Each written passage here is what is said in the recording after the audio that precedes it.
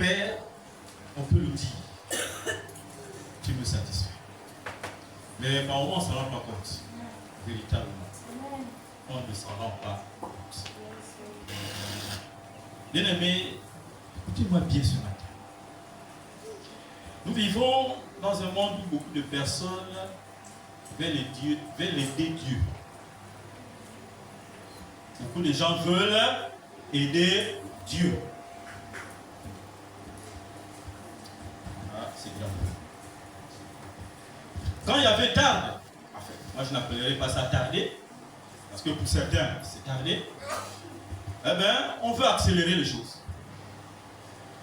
Quand il y avait ce terre, pour certains, ils veulent parler à sa place.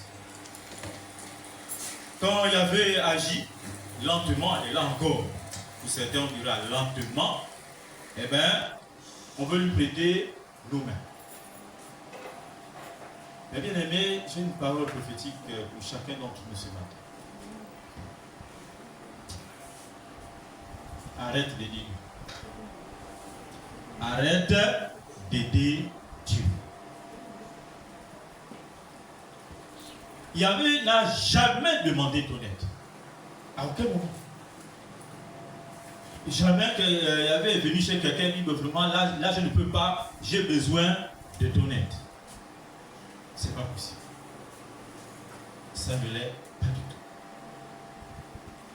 Jamais il a dit viens compléter quelque chose que j'ai pu faire et que je n'ai pas pu terminer. Ce qu'il commence, il l'accomplit toujours. Non, bien aimé. Yahvé n'a pas besoin de notre aide. Il n'en a pas besoin. Il a plutôt besoin de ton obéissance, de mon obéissance.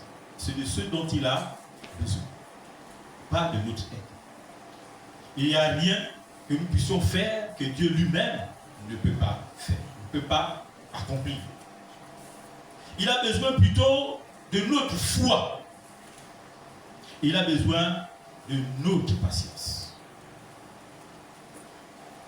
Bien aimé, dis un peu à ton voisin, peut-être qu'il ne m'entend pas bien, dis à ton voisin là que Dieu n'a pas besoin de ton aide. Arrête d'aider Dieu.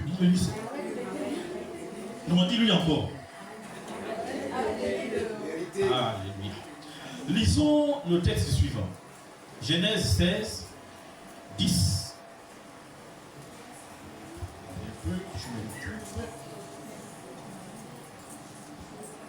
Genèse 16.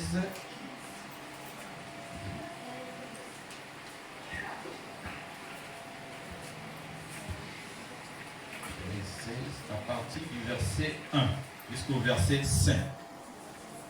Genèse 16, du verset 1 au verset 5.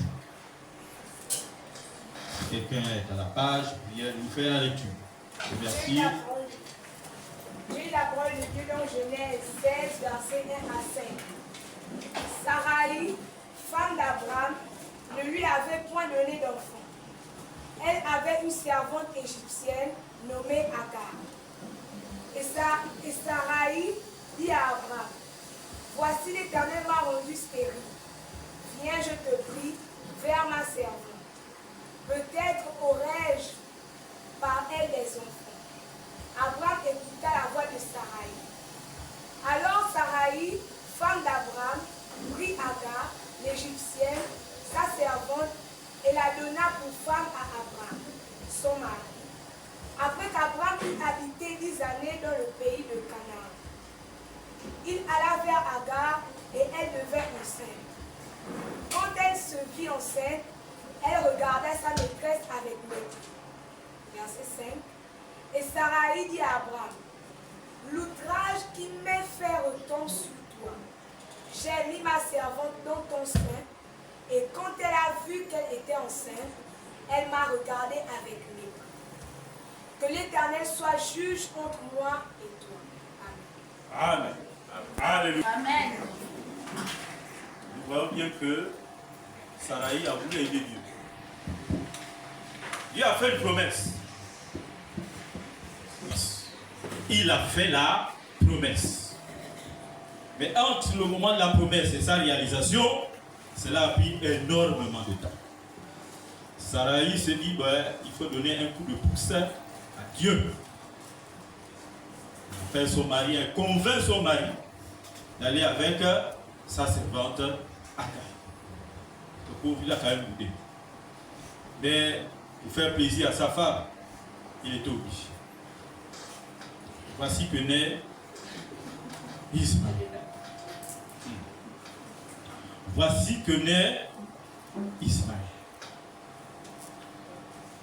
Chaque fois que tu veux aider Dieu, sache que tu enfanteras un Ismaël. Ismaël, ce n'est pas le plan de Dieu.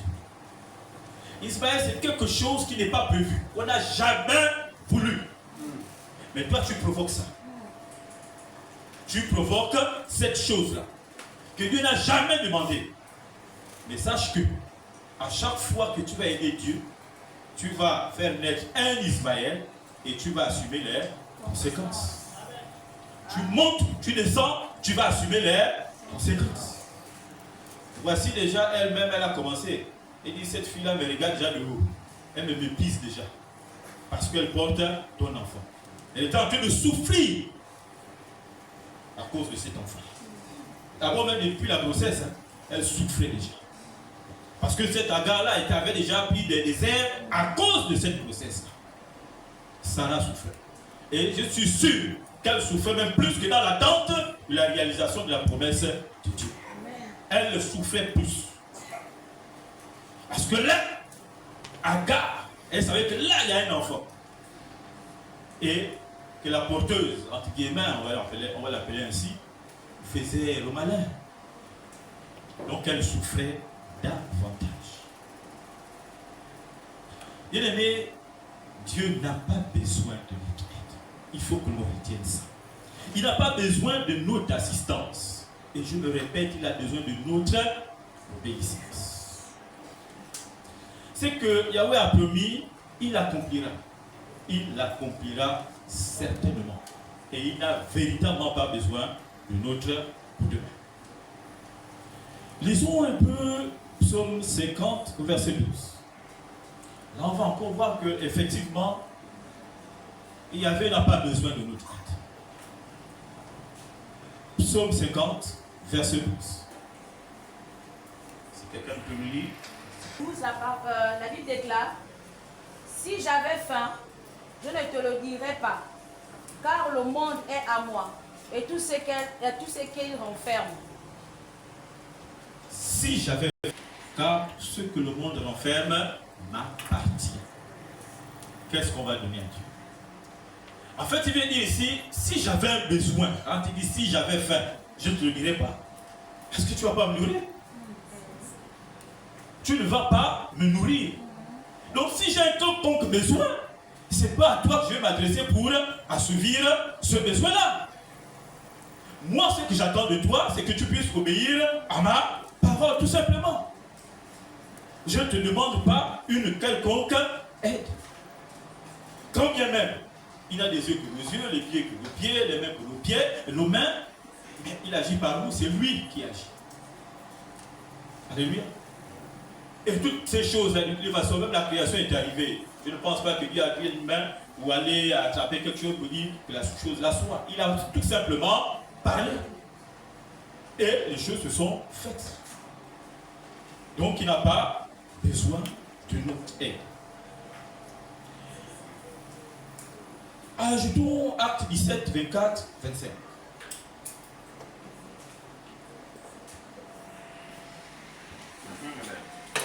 Où est-ce qu'il peut avoir besoin de nous pour accomplir quelque chose, pour accomplir un de ses besoins? À quel niveau? Il nous donne la vie. Tout ce qui existe lui appartient. Tout. Où est-ce que nous, on vient le compliquer?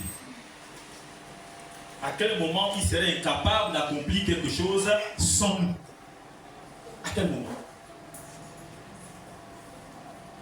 Mais nous, on pense toujours qu'il est nécessaire, dans certaines situations, d'aider Dieu. Dieu n'a pas besoin qu'on le complexe. Dieu n'a pas besoin qu'on le justifie. Dieu n'a pas besoin qu'on le défende comme je vois dans certaines émissions. Où certaines personnes se font ridiculiser. Allez défendre Dieu. Comment est-ce possible? Comment est-ce possible? Et la conséquence elle est là, ils se font toujours ridiculiser. Et on va dire, voici les chrétiens, ils ne maîtrisent pas la Bible, ils ne savent rien, ils ne comprennent même pas le Dieu qui sont en train de suivre, etc., etc. Et ils montrent toute leur méconnaissance de la parole aux yeux du monde. C'est pas normal. Ce n'est pas normal. Dieu n'a pas besoin qu'on le défende. Il n'en a pas besoin. Il est l'Éternel. Il se suffit à lui-même. Il est l'Éternel. Il se suffit à lui-même. Mais trop souvent, on désobéit. Et nous voulons diriger. Il nous donne une direction. Nous, on veut faire comme l'on veut. Et là, on tombe dans le ravin. Et on doit pouvoir assumer les conséquences. Donc, nous, au lieu d'attendre, nous voulons dévancer les choses. Nous voulons faire avancer les choses. Au lieu d'écouter, nous on veut toujours parler à sa place, on veut s'exprimer, s'expliquer à sa place. Ce n'est pas l'attitude que nous devons avoir.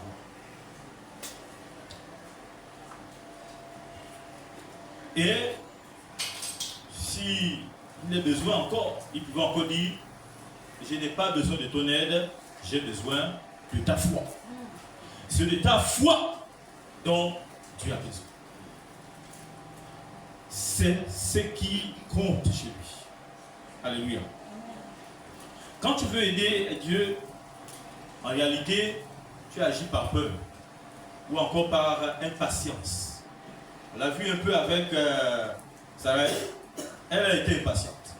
Elle a agi et voici, ça a donné Ismaël. Ismaël, ça cause problème. Hein? Vous voyez un peu ce qui se passe à Gaza, entre Israël et leurs frères à côté. Ce sont leurs frères, hein? Les Palestiniens qui sont à côté. Là. Ce sont les Ismaéliens, on peut les appeler ainsi. Et les Isakiens à côté, ils sont en train de se faire la guerre. Ils sont en train de se faire la guerre. Si vous suivez un peu les informations, les massacres qu'il y a là-bas, c'est des milliers de morts. Des milliers. Ce n'est pas les 100 morts, non, des milliers. À cause d'Ismaël. À cause de quoi? L'impatience de Sarah. L'impatience. Voici où est-ce que nous sommes arrivés aujourd'hui à cause de cette impatience-là. Des gens qui s'entretuent. C'est un véritable massacre qui est en train de se faire. Là-bas, il n'y a pas de distinction de qui meurt. Les vieux, les jeunes, les bébés, les femmes, tout le monde meurt. À cause de quoi? D'une impatience. Dieu veut faire venir Isaac. Mais nous là, dit non, je ne peux pas attendre. Je ne veux pas attendre. Je veux que les choses se passent maintenant. Ismaël est arrivé. Quel dommage. Quel dommage. Tant de souffrance. Juste pour une impatience. Nous le faisons dans notre vie, dans notre marche avec l'Éternel. Nous le faisons constamment. Et il faut assumer les conséquences. Parce qu'il y a toujours des conséquences. Il y en a toujours. Donc je disais tantôt que quand on veut aider Dieu, généralement on agit soit par peur, soit par impatience. Regardons un peu 1 Samuel 13. 1 Samuel 13, du verset 8 au verset 14. 1 Samuel 13, du verset 8 au verset 14. Il est quand même important qu'on puisse lire, comprendre un peu ce qui se passe. Donc, 1 Samuel, chapitre 13, du verset 8 au verset 14. La Bible déclare dans 1 Samuel 13, 8 au verset 14. Il attendit 7 jours selon le terme fixé par Samuel. Mais Samuel n'arrivait pas à Gilgal, et le peuple se dispersait loin de Saül. Alors Saül dit, amenez-moi l'holocauste et les sacrifices d'action de grâce. Et il offrit l'holocauste. Comme il achevait d'offrir l'holocauste, voici Samuel arriva. Et Saül sortit au-devant de lui pour le saluer. Samuel dit, qu'as-tu fait?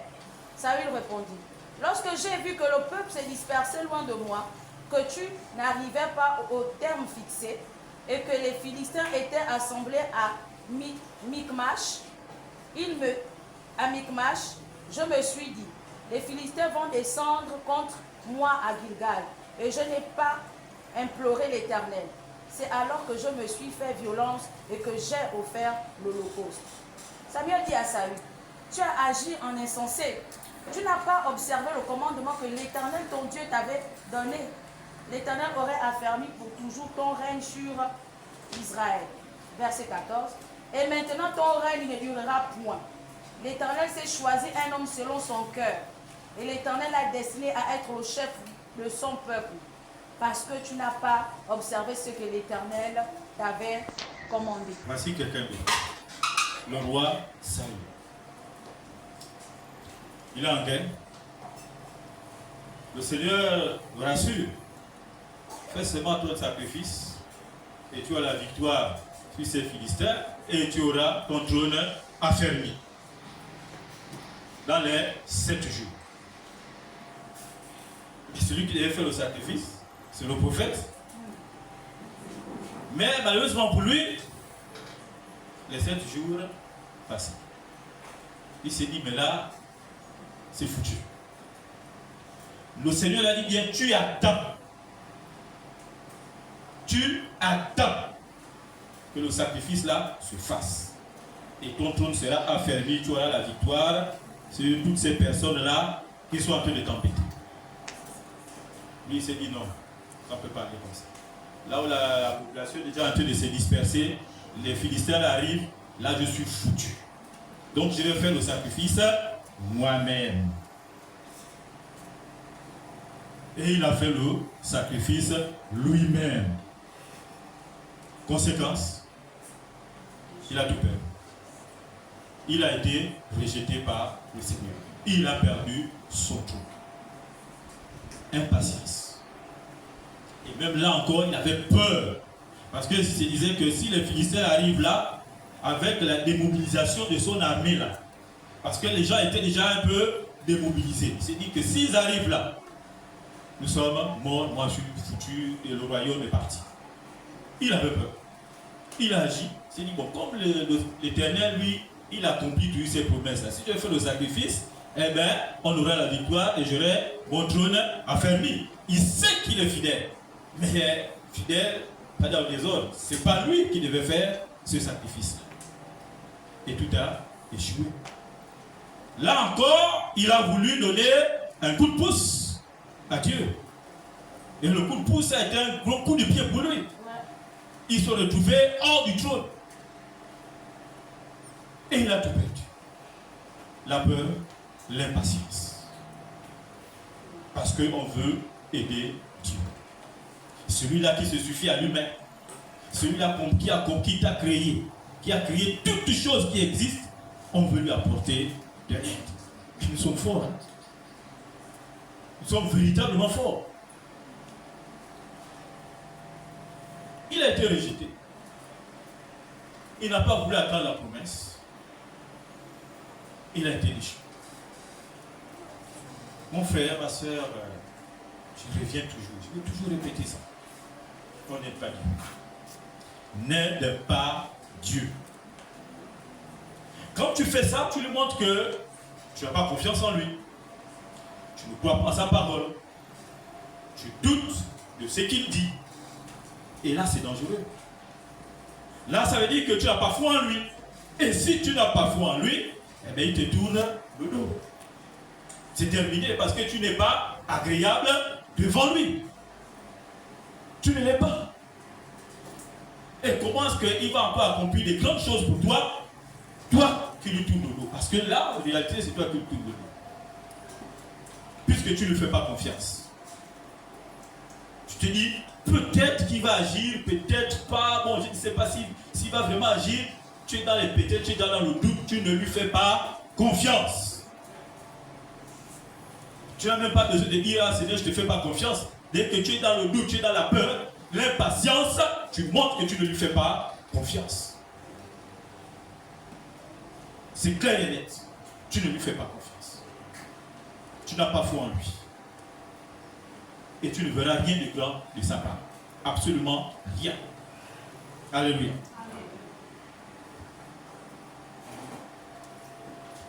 Mais la parole dit ceci. Habakkuk 2, verset 3. Nous connaissons tous.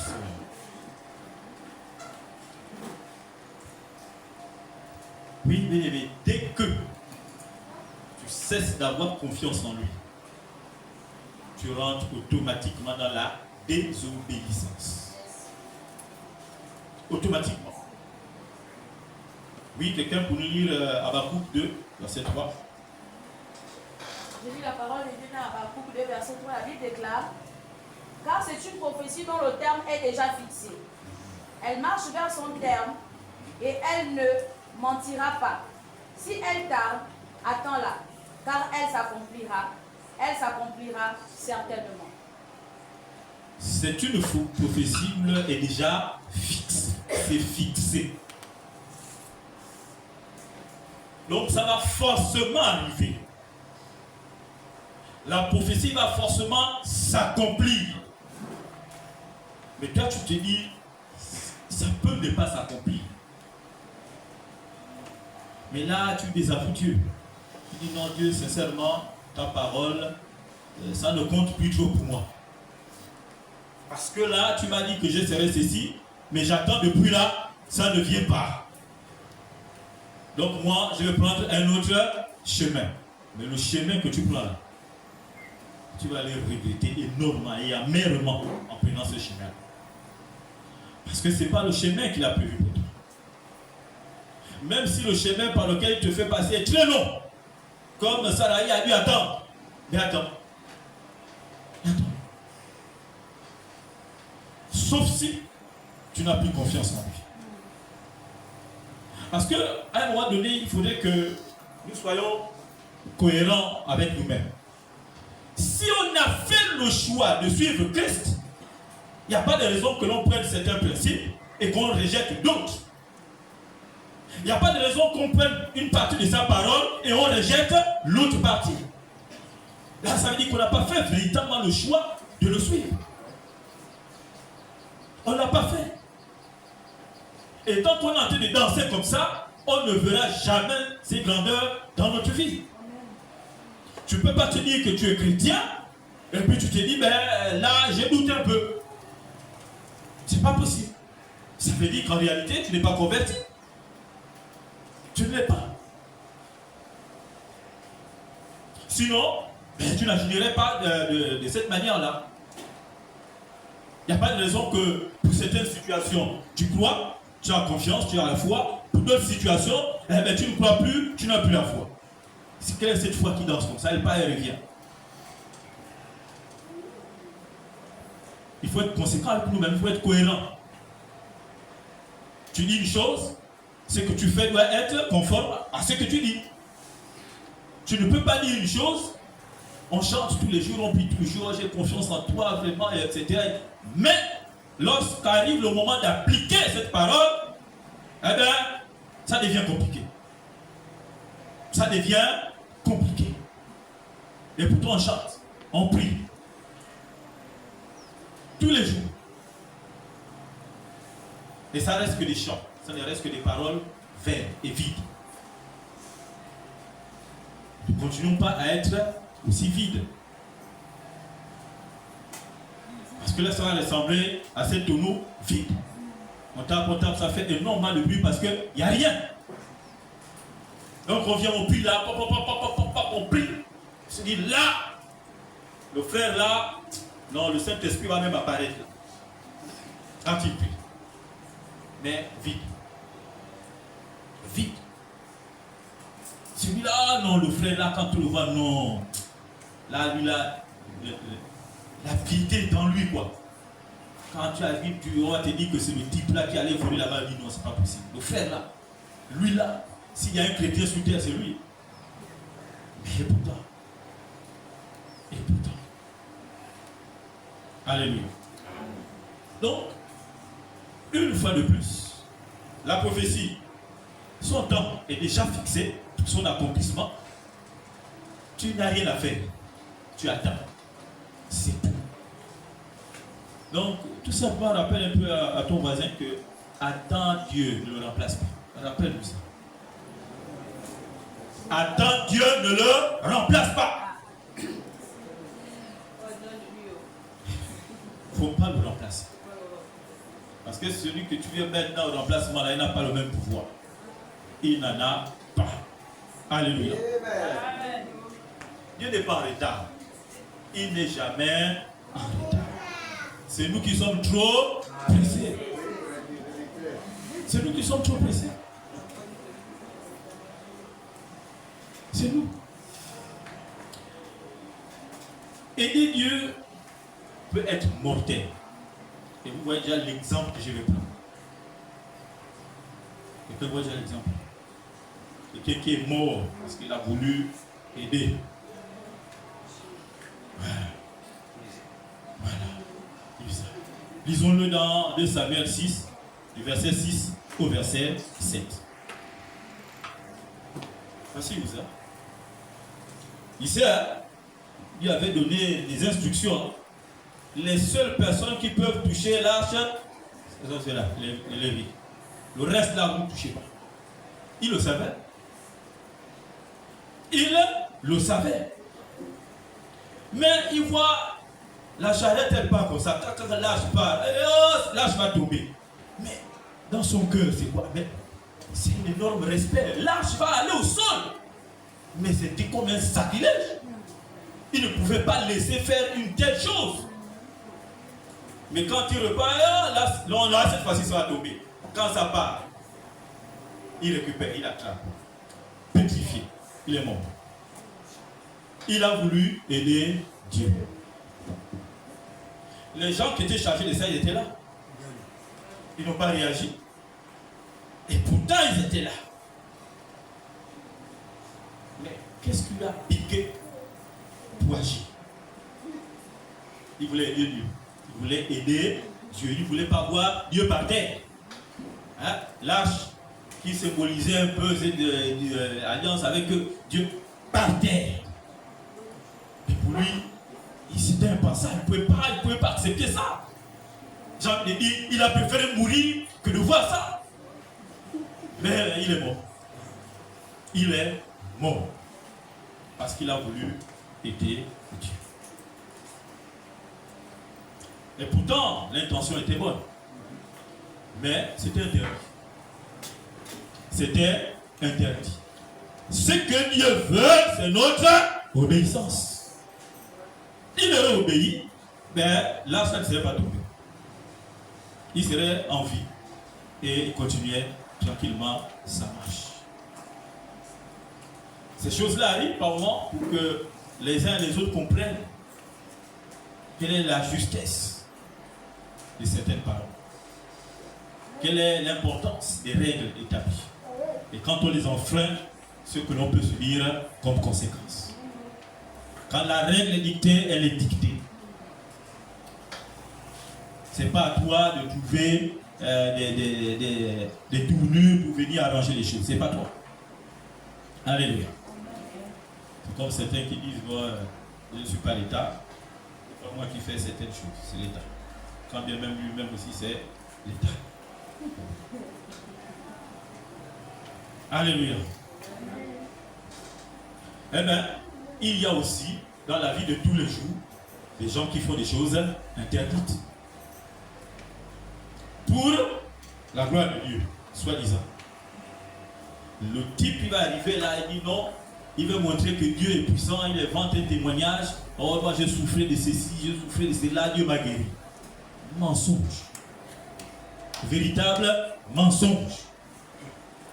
Moi, je ne vais pas parler des comédiens qui passent là, généralement dans certaines églises là, ils font leur truc, ils m'ont dépilé le pied et puis ils disent qu'il était malade. Non. Mais c'est fort. C'est certaines personnes qui comprennent quand même des personnes bien dans l'église, mais qui viennent en mentir pour soi-disant glorifier le Seigneur. Mais c'est grave. Mais comme c'est interdit, Dieu va te frapper. Alléluia. Même si tu fais ça pour sa gloire, il va te frapper. Oh, Dieu m'a guéri de ceci. Et il ne t'a jamais guéri de ça.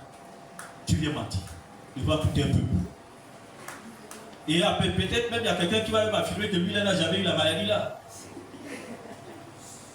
Et vous voyez que là, c'est l'image de Dieu qui est écornée. C'est l'image de Dieu qu'on floue comme ça. À cause des mensonges. Parce qu'on veut plaire à Dieu. On ment.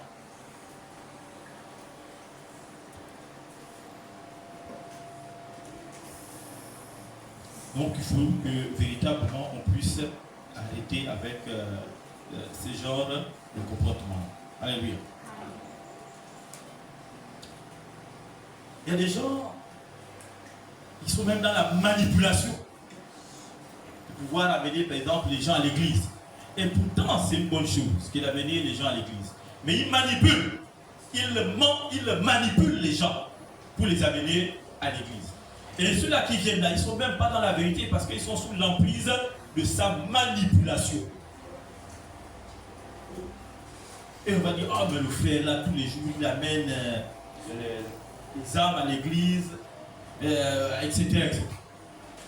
Attends, c'est un bâti. On ne force pas les portes pour Dieu. La porte qui est fermée, laisse-la fermée. Celle qui est ouverte, laisse-la ouverte. Ne viens pas mentir. Ne viens pas manipuler. Ne fais rien d'interdit pour la gloire de Dieu. Parce que là, ce n'est plus pour ta gloire. Là, tu veux gaspiller son image. C'est peut-être pour ta gloire. Parce que quand tu vas voir le frère là, tous les jours, il y a des gens qui arrivent là. Oh, mais le frère là, vraiment, le frère là, les éloges, mais on fait là les éloges. Mais en tant que c'est un menteur. Son fond est véritablement ça. Il fait ça pour son intérêt à lui, pas pour l'intérêt de Dieu. Mais il dit que c'est pour Dieu. Dieu n'a jamais eu besoin que l'on mente pour le servir. Jamais. Il ne va jamais demander à quelqu'un ment pour me servir. Ce n'est pas possible. Dieu est le péché. Il est le péché. À quel moment il peut prendre cette décision et dire bon, tu peux mentir pour m'aider? À quel moment? Il y a des gens qui se disent bon, il y a des situations là, bon, on est obligé de mentir. Elle n'est pas obligée de mentir. Tu peux te taire aussi. Alléluia. Tu peux te taire. Mais ne mens pas pour lui. Si tu mens pour te sauver toi-même, ça c'est ton problème. Mais ne viens pas gaspiller l'image de Dieu par tes manipulations, par tes mensonges, par tes ruses.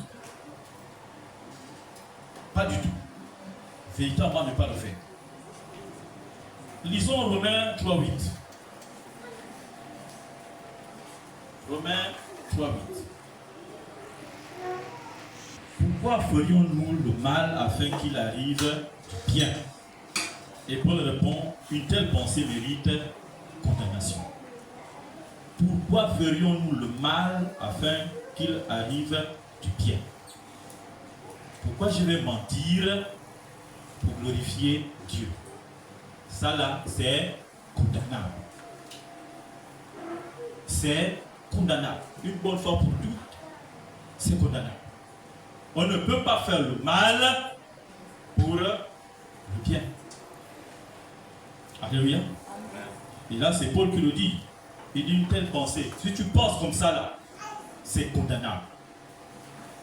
Donc, arrêtons de penser que on peut tordre les choses, on peut essayer un peu de dribbler un peu là, de tourner un peu pour aider Dieu. Non. Faisons tout simplement ce qu'il nous demande de faire et les choses se règlent d'elles-mêmes. Dieu n'a pas besoin d'avocat. dans un tribunal, tu es accusé, là, bon, il faut qu'on te défende. Il n'en a pas besoin. Il n'a pas besoin des menteurs spirituels. Il n'en a pas vraiment besoin. Il a besoin des vrais témoins de cœur, sincères. Ce sont de ceux-là qu'il a besoin. Et des mains pures. C'est ça. Il n'a pas besoin des menteurs spirituels. Tu vas le voir là, quand il prie là, il est là, mais comme si vraiment la sainteté c'était lui quoi. Quand on regarde lui là, la sainteté c'est lui. Un menteur, même là, il bouge ses lèvres là, il est même en train de dire non, il faut que le culte là se gaspille, etc. Amen. Mais quand on regarde son air, mais vraiment, il dégage une certaine sainteté, une certaine dévotion. Mais dis-donc, entends un menteur. Un menteur spirituel. Lui là, la lèpre. La lèpre. Oh, la lèpre au top niveau. Ça, c'est pas les petites croûtes là, bien. Ils sentent ça. Là, on sent le ouf complètement. Vous savez que la lèpre là, ça ouf, hein. Et c'était là où on n'a même plus les doigts. Alléluia. Amen. Dieu se défend lui-même. Lisons Exode 14. Exode 14. Versets 13 et 14. L'Éternel combattra pour vous et vous garderez le silence. C'est lui qui fait tout pour nous. À quel moment toi tu as été levé pour aller combattre pour le défendre? Il se défend lui-même. Il se défend lui-même. Tu n'as pas besoin de t'expliquer devant quelqu'un. Tu n'as pas besoin de justifier quoi que ce soit devant quelqu'un. Pas besoin. La parole est suffisamment claire et convenable par elle-même. Il suffit seulement de libérer la parole et elle va agir. Donc, pas besoin de s'expliquer, pas besoin de se justifier. Donne seulement la parole. Tu n'as pas besoin de prouver à quelqu'un que Dieu agit. Lui-même, il constate. C'est pourquoi, en fait, on insiste à ce que nous soyons nous-mêmes des témoignages vivants de la grandeur de Yahvé dans la vie de quelqu'un. Ce sont eux-mêmes qui vont dire, oui, là, il y a quelque chose qui a changé. Oui, il y a quelque chose qui est arrivé ici. Sans que tu ne dises quoi que ce soit. Alléluia. Donc, laisse Dieu parler par ses œuvres. Ses œuvres vont parler à notre place. Nous, on n'a pas besoin d'ouvrir la bouche.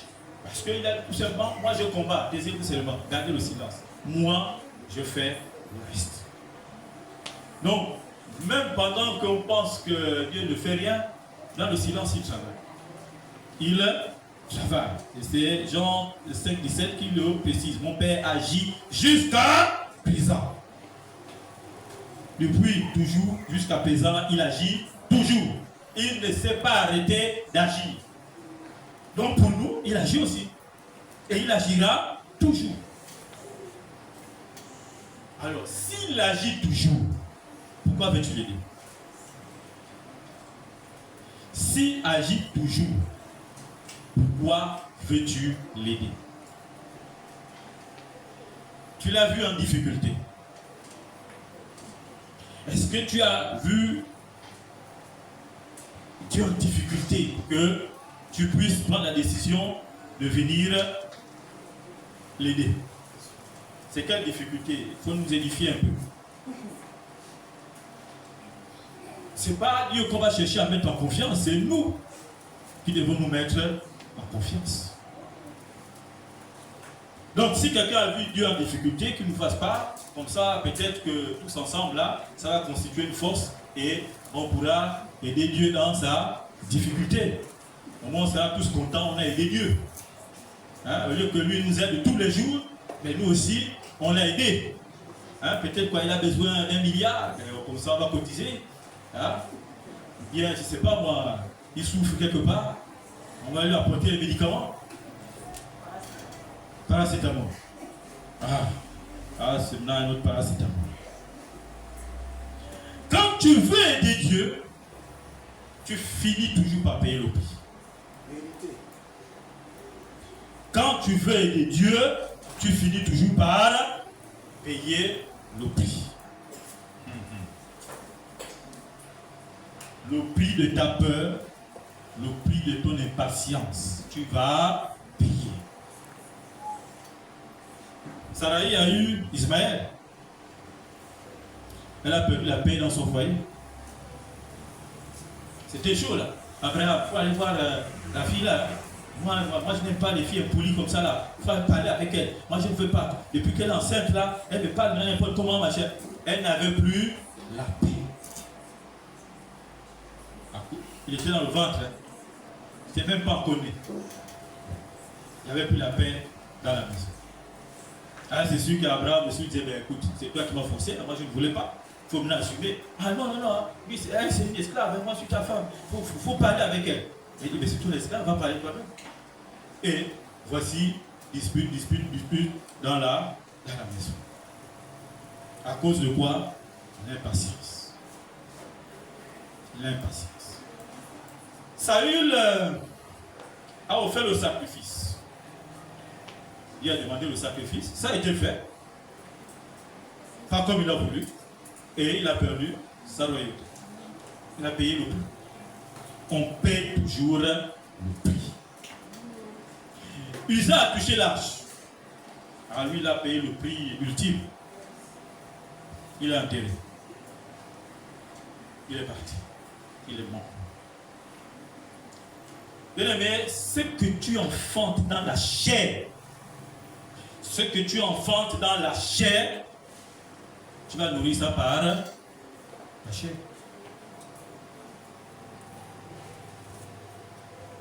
Sarai a agi dans la chair en demandant à Abraham d'aller avec Agar. Eh bien, elle a payé ça dans la chair. Le foyer était en décadence, c'était chaud. Ils disputent tous les jours. Qui on a encore pris là? Saül. Il a pris une décision dans la chair. Le royaume, son royaume, il est quitté du trône. Il a perdu son royaume. Usa, il a réfléchi dans la chair. Il a touché à l'arche. Il est mort. Sa chair est partie. Alléluia. Amen. Mais ce que Dieu fait par l'esprit, il l'entretient par sa grâce, par son esprit. Alléluia. Amen. Par son esprit. Tant que tu obéis, eh bien, tout se passe bien. Tout se passe bien. Ce que tu fais par la chair, tu payes par la chair. Ce que tu fais par l'esprit, tu le nourris par l'esprit. Ne crée pas ton Ismaël. Ne le crée pas. On n'en a pas besoin. Ne le crée pas. Attends ton Isaac. Là tout roule. Tout n'est que merveille. Quand bien même il y a des difficultés en route, mais en fait en réalité tout n'est que merveille. Parce qu'il est avec nous. Isaac représente la promesse. Isaac représente la promesse divine. Attendons là. C'est la promesse de Dieu. Ismaël représente la solution humaine. Et la solution humaine, elle nous cause toujours du tort. Elle nous cause toujours du tort. Bien-aimés, aujourd'hui, Dieu nous parle. Peut-être que tu veux aider Dieu dans ton mariage. Peut-être que tu veux aider Dieu dans ta scolarité. Peut-être que tu veux aider Dieu dans la recherche de ton travail ou dans ton travail. Attention. Qu'est-ce que tu vas faire pour pouvoir aider Dieu? Aujourd'hui, on a marre déjà les gens. La dernière fois, on avait vu un arbre là au Cap Estérias là. Il n'y avait plus de place pour mettre les cadenas. On allait enfermer les gens, enfermer. Donc là, tu es de Dieu. Il dit, bon, moi, c'est celui-là que je veux. Entre-temps, c'est pas lui. Lui, c'est Ismaël. On te dit, Isaac est à côté là, attends-le. Il a tout d'arriver. Non. Moi, ça fait 10 ans, ça suffit. Et on va amarrer le pauvre type. Mais le type là, Le type là, champion du Gabon de boxe. Le type là, il dort 2 jours à la maison. Le type là, dans le quartier, toutes les femmes le regardent comme ça. C'est le type là que tu allais chercher. Après, c'est les maladies qui vont arriver. Et ainsi de suite. Le cœur là-bas, quand tu le vois dehors là, tu sais déjà que là, il est en compagnie d'une fille. Tu n'es plus tranquille. Après un jour, oh non, ça c'est l'enfant de ton mari. 2 semaines après, c'est l'enfant de ton mari. Oh, moi je suis enceinte, moi je ne peux pas rester seul, c'est lui. Tu es allé chercher Ismaël dans ton mariage. Alléluia. Tu es allé chercher Ismaël dans ta scolarité. Oh donc moi là vraiment, il faut que je suive l'intelligence des gens, donc je m'en vais voir le ganga. Le ganga fait sa petite potion là, il te donne ça, il te dit, écoute, ça là, personne ne doit voir ça, personne ne doit toucher à ça. Tu mets ça sous le lit, mais le jour là, quelqu'un a balayé sous le lit, ton petit truc là s'est sorti. Mais ça c'est quoi hein? Tu es venu, eh bien tu commences déjà à courir là, on te voit, tu sors de la classe en courant. Tu es en train de crier, et toutes les formules de Pythagore sont en train de sortir, tu les récites maintenant comme ça là, tu deviens le plus grand philosophe dans la rue, ça sort. Parce que tu as voulu aider Dieu. Oh. Ah, c'est dur. Tu as voulu aider Dieu dans ton ministère. Tu dis, ben, moi chez moi, les gens ne tremblent pas suffisamment, les gens ne tombent pas suffisamment. Ben, il faut que j'ai une onction spéciale. Une onction spéciale. Dès que je rentre là, on commence déjà à tressaillir. Une onction là. Ben, on fait un voyage là, on économise là. Bon, écoutez, amenez-moi les offrandes et les dîmes. Parce que l'homme de Dieu a besoin de ça. Et nous voici maintenant dans l'avion au Nigeria, au Ghana, et après on revient là-bas, il dit non, je suis allé rencontrer Christ dans une autre dimension. La dimension là, et qu'il rentre là, il tape le pied comme ça, tout le monde tape. Oh l'onction, l'onction. Mais il a voulu aider Dieu. Après un jour, on le voit là, il ressort. Il tourne là, il tourne maintenant comme un serpent là, il est là, il est là en train de faire le bon de le serpent, le vent tout c'est fidèle.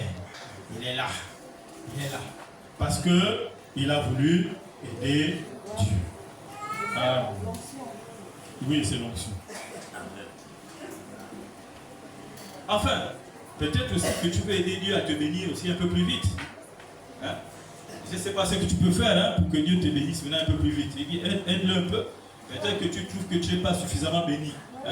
Fais quelque chose, puisque tu as le secret d'aider Dieu. Il faut nous montrer ça, comme ça, moi je vais faire ça, comme ça Dieu va me bénir un peu plus. Peut-être que là, je ne suis pas satisfait des bénédictions de Dieu.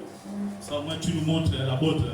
Comme ça, nous tous là, on va un peu pousser Dieu à nous bénir. Ça, quand on vient là, le parking là, c'est là même petit, il y a que les grandes voitures, nous tous on s'arrête dans les grandes maisons, les voyages tout le temps, etc. Les grands habits. Tout ça, on démolit même ça là, on met, je ne sais même pas, construit en marbre, et puis voilà. Puisque Dieu nous aura bénis davantage et encore plus, puisqu'on l'aura poussé, Dieu à nous bénir davantage. Alléluia. C'est des choses pour lesquelles, oui, mais qui sont graves. Par moments, on le fait d'une manière consciente, par moments, on le fait d'une manière inconsciente. Mais, quoi qu'il en soit, il faut que l'on sorte de là. Il faut obligatoirement sortir de là. Mais Dieu te dit, il nous dit, reste tranquille. Reste tranquille car ce que je t'ai promis, j'ai aussi la puissance de l'accomplir. Ce que moi, l'Éternel, je t'ai promis, j'ai la puissance, la capacité de l'accomplir. Donc, reste tranquille. Alléluia. Tu n'as pas besoin d'arranger les choses. Tu as juste besoin d'attendre en silence. Alléluia. Juste besoin d'attendre en silence. On va terminer avec cette courte prière. Et je vous prie bien que les uns et les autres se lèvent un peu. Et on va répondre tous à cette prière-là.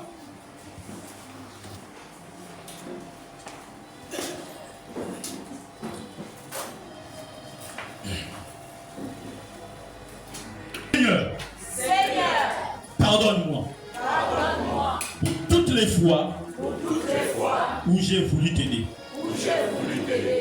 Pour toutes les fois où j'ai agi à ta place.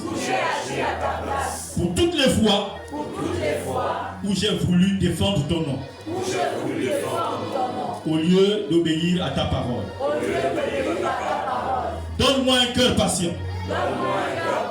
Donne-moi la foi d'Abraham. Donne-moi la paix de ceux qui savent attendre. Je dépose mes Ismaël. Et j'attends mon Isaac. Car je sais que c'est toi. Toi, Dieu Tout-Puissant. Tu n'as besoin d'aucune aide. Pour accomplir tes promesses. Sois glorifié dans ma vie. Au nom puissant du Christ Jésus. Amen. Acclamons le Seigneur.